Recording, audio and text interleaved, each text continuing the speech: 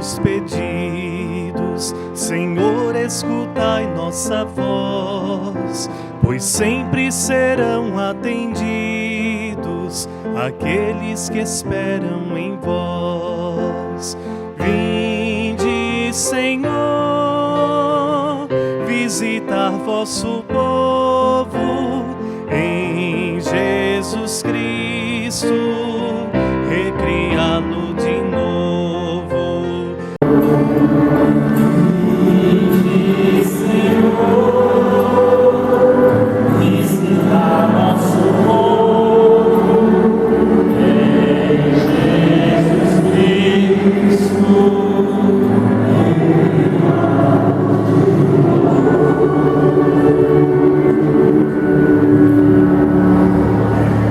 Boa noite.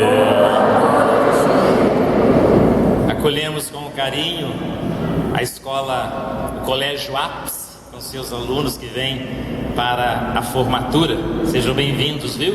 A direção, professores, funcionários e as crianças, os formandos. Não precisa dizer muito da nossa alegria, né, povo? Dom Irineu, durante o tempo de vacância da nossa diocese, durante todo o período, em todas as paróquias, nós rezamos esta oração: Senhor Jesus, bom pastor, vós que deixastes os bispos como sucessores dos apóstolos, olhai agora para a nossa diocese de Ituiutaba, que aguarda a nomeação de um novo bispo. Iluminai o Papa para que escolha um bispo santo e pastor para nos guiar.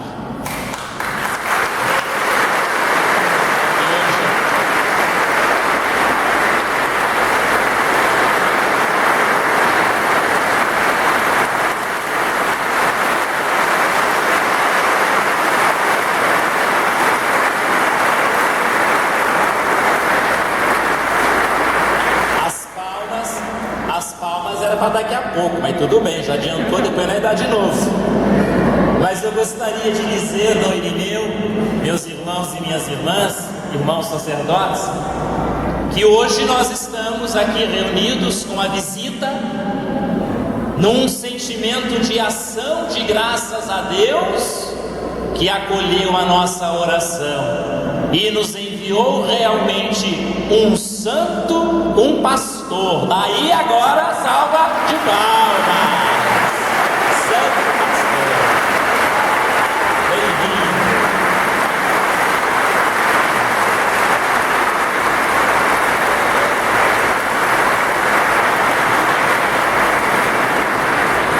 Juntamente com Dom Irineu, que nos visita, nós queremos acolher também o Padre Tiago, que é da Diocese de Lages, e também o seminarista Michel, que é também lá da Diocese de Lages. Tristeza do povo de lá, alegria do povo de cá. Sejam bem-vindos, sejam bem-vindos. Agora eu vou cumprimentar que nem o Padre Axé. Boa noite!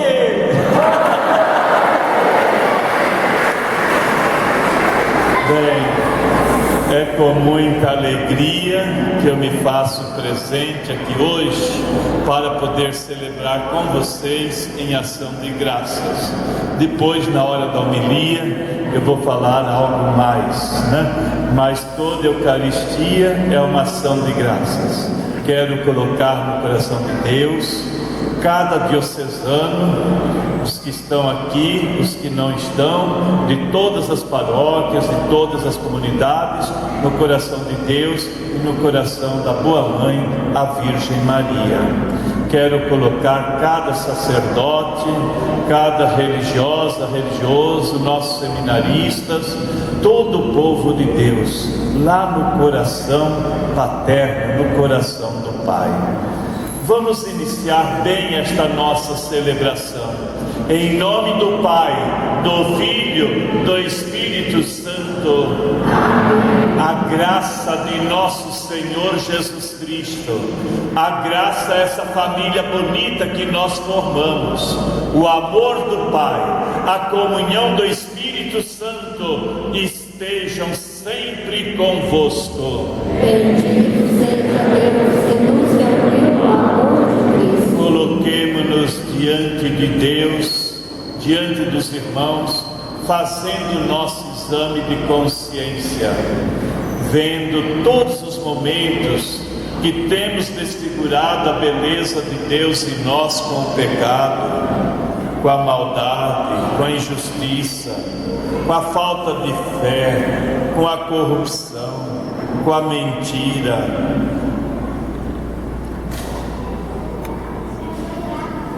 Por toda situação de pecado, sabendo que o Pai nos abraça e nos cobre de beijos, vamos cantar o perdão de Deus e o perdão dos irmãos.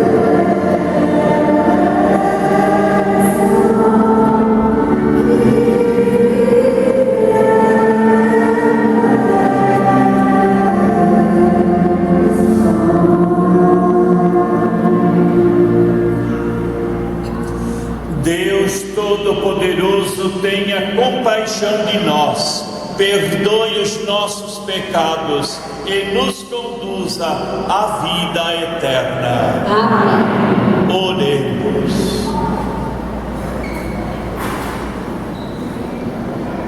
Ó Deus, que a intercessão da gloriosa Virgem Santa Luzia reanime o nosso fervor, para que possamos hoje celebrar o seu martírio e contemplar um dia a sua glória.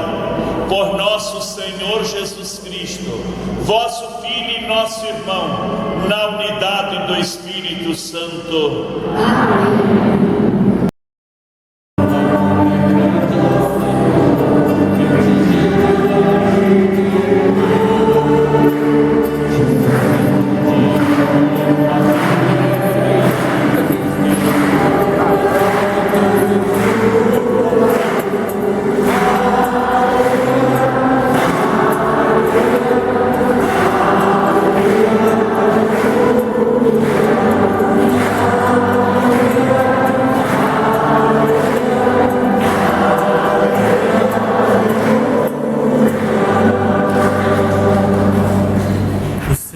esteja convosco. Ele está no meio de nós. Proclamação do Evangelho de Jesus Cristo segundo Mateus. Glória a vós, Senhor. Naquele tempo disse Jesus aos chefes dos sacerdotes e aos anciãos do povo: que vos parece? Um homem tinha 2 filhos. Dirigindo-se ao primeiro, ele disse: Filho, vai trabalhar hoje na vinha? O filho respondeu: Não quero. Mas depois mudou de opinião e foi. O pai dirigiu-se ao outro filho e disse a mesma coisa. Este respondeu: Sim, Senhor, eu vou. Mas não foi. Qual dos 2 fez a vontade do pai? Os sumos sacerdotes e os anciãos do povo responderam: o primeiro. Então Jesus lhes disse: em verdade vos digo que os publicanos e as prostitutas vos precedem no reino de Deus.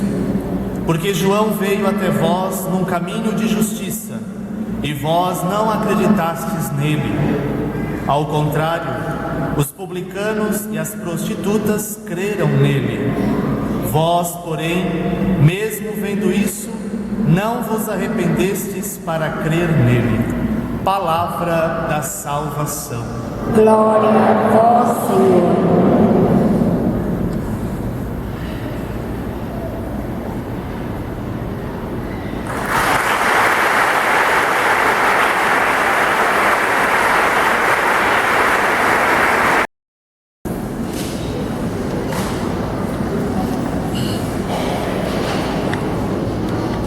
Quero saudar os sacerdotes aqui presentes, a pessoa também do Padre Axé, como administrador diocesano. Saudar também o sacerdote que me acompanha, o Padre Tiago, seminarista. Quero saudar, gostaria que levantasse a mão se tem algumas religiosas aqui.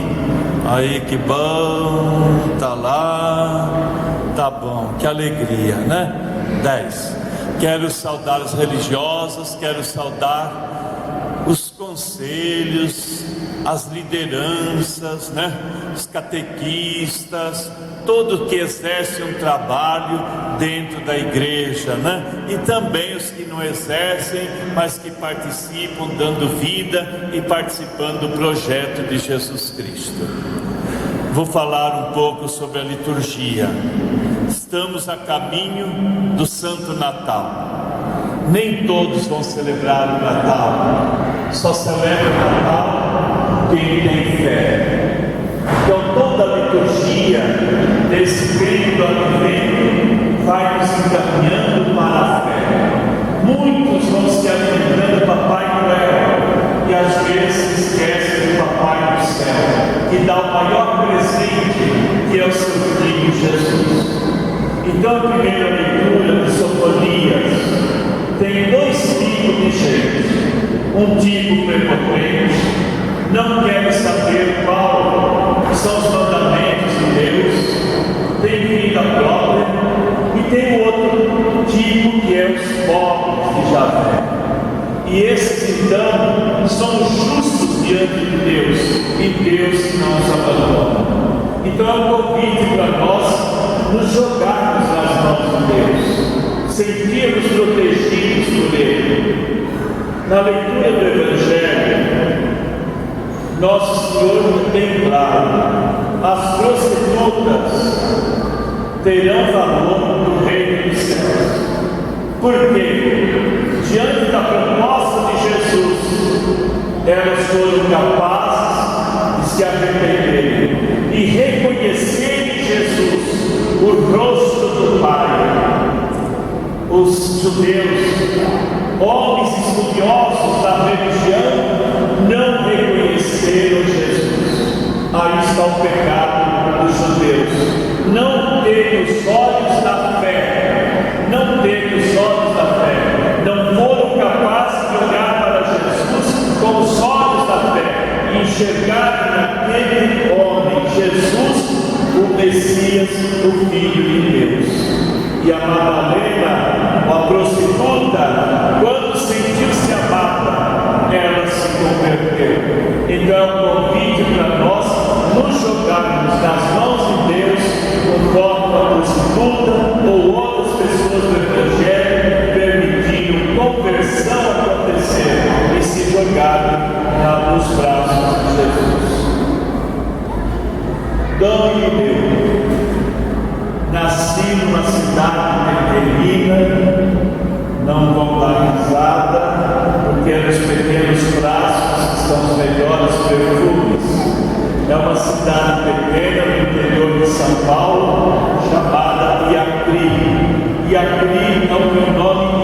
indígena significa terra prodígio. Lá eu nasci numa casa de coqueiro e mato. Depois de 2 meses minha família mudou, aí foi para uma casinha melhor. Mas graças a Deus eu nasci naquela casa bem humilde. Aos 8 anos fui para a cidade, para a família. Depois trabalhei com amendoim, trabalhei com café, trabalhei com melancia, trabalhei com tomate, trabalhei com abóbora, fui saqueiro de café e de amendoim, carreguei muito caminhão de café e de amendoim, graças a Deus. Uma origem bastante de luta e uma origem bem simples, né? Com 13 anos fui para o seminário. Tinha um colega meu que foi para o seminário, o pai dele queria que eu fosse. Eu falei, eu não. Ele falou, não, mas você vai lá só para fazer companhia para ele. Eu falei, também não. Num domingo ele disse, vamos lá visitar o Ezequiel. Eu falei, visitar eu posso, mas ficar no domingo, 1h da tarde. Abriram os portões do seminário, 160 seminaristas jogando bola. E eu disse, é aqui que eu venho. Aí o pai falou para mim, você vai lá fazer entrevista e fala para o padre. E você sempre pensou em ser padre, senão ele não te aceita. Aí o padre falou, você pensa em ser padre? Eu sempre pensei. Aí eu me acolheu no seminário, fiquei 1 ano, 2 anos. No 3º ano eu fugi do seminário, enganei os padres, enganei minha família. Depois que eu estava em casa 3 dias cilindrando pão lá com a mãe disse, você não vai voltar para o seminário? Eu falei, não. Então vai falar com o meu pai. Eu falei, não, eu não falo. Porque se o pai falar, você vai voltar, tem que voltar já. Então meu pai passou, minha mãe foi atrás e disse, Otávio, eu não quero voltar para o seminário. Ele respondeu, eu não mandei ele ir, eu pulei dessa luta. Fui buscar minhas malas, fiquei em casa 1 ano. Nesse 1 ano que eu achei que eu deveria ser padre. Nesse 1 ano. Aí meu pai não queria que eu fosse. Aí eu queria ser franciscano. O frei foi conversar com meu pai e minha mãe disse que o frei falou assim com meu pai, se ele não for ser padre, ele vai ser um bom médico, um bom engenheiro, um bom advogado.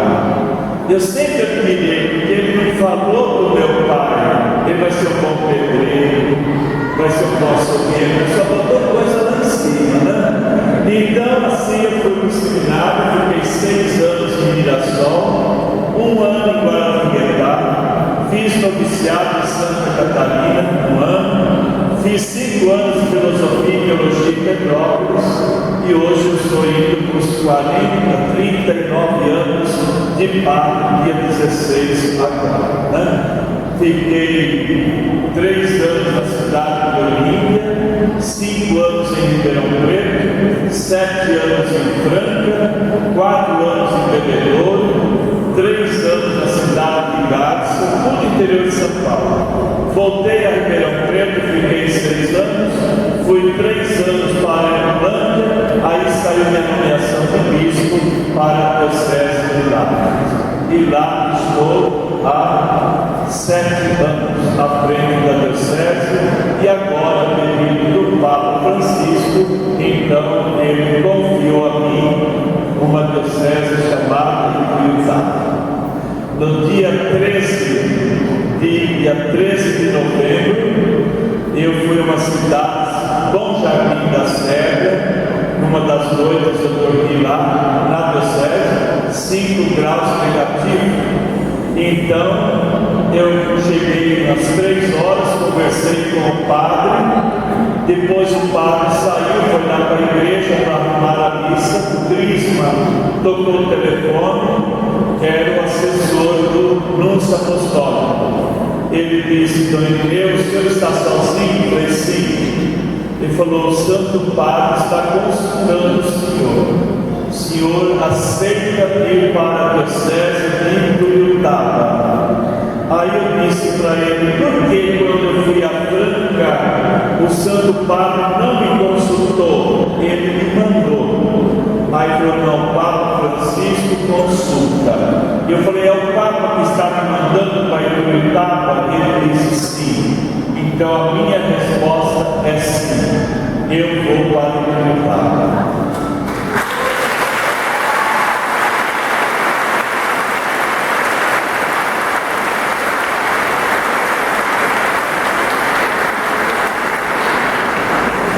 Às 18 horas fui celebrar a missa e eu disse, essa missa tem ação de graças, mas o Padre Jonas vai explicar para vocês mais tarde o porquê é de ação de graças. E eu estava rezando de ação de graças pela diocese que eu trabalhei e pela diocese que Deus estava confiando a mim.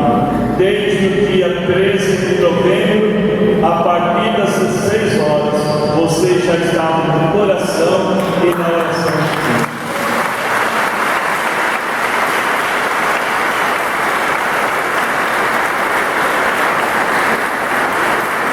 Terminei a crisma, fui embora sozinho e no carro rezei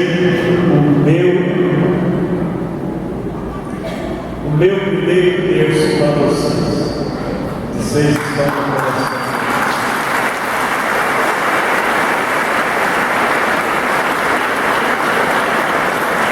Tem um frase que dizia assim, quando o padre faz uma homilia, se ele fala menos de 5 minutos, ele não preparou.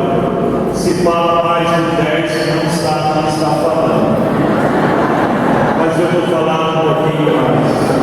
Eu desafiei o padre Axé hoje, e eu disse para ele publicamente, eu ia desejar que ele fosse um burro, e ele falou para mim que Sim, excelência. então eu desejo que o padre Axé seja burro, desejo que o padre Luciano, cada padre que está aqui, sejam burros. O senhor está tão sério, mas desejo que o senhor também seja um bom burro. Mas vocês estão vindo, eu queria que todos vocês fossem burros e burras. Aí complicou, né? Eu sou franciscano, então eu vou limpar o que eu sujei. Rei Herodes mandou matar a criança.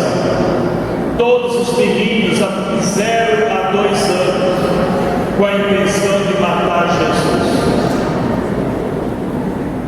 Os animais da floresta ficaram admirados de ver o ser humano tão frio e não prestarem ajuda ao menino Jesus. Os animais disseram, vamos nós prestarmos ajuda ao menino Jesus.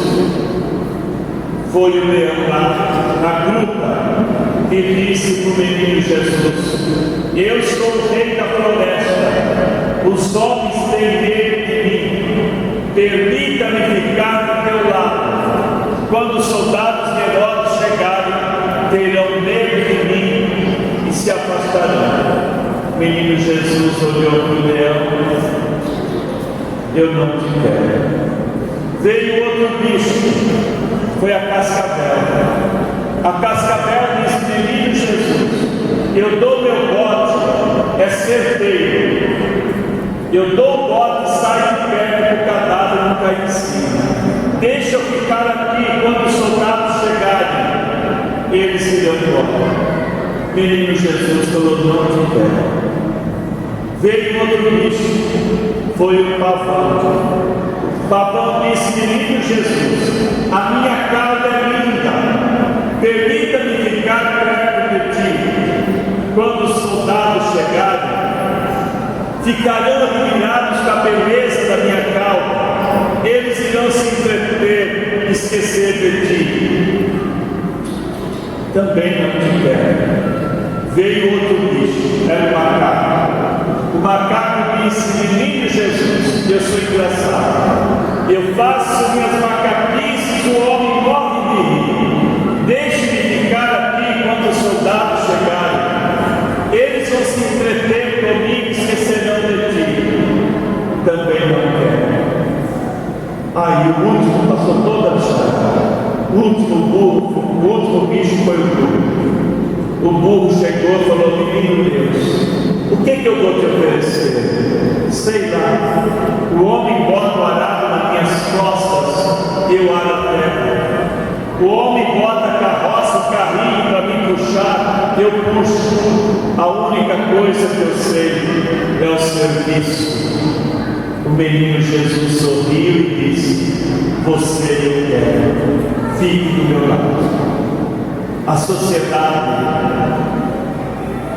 a igreja já tem muito medo que mata, já tem muita cascavel que dá porta certa, já tem muita gente bonita aparentemente como pavão, já tem muita gente engraçada, principalmente lá em Brasília. Principalmente nossos políticos hoje em dia que estão desacreditados. Nós precisamos da nossa diocese de cristãos puros e puras a serviço da evangelização.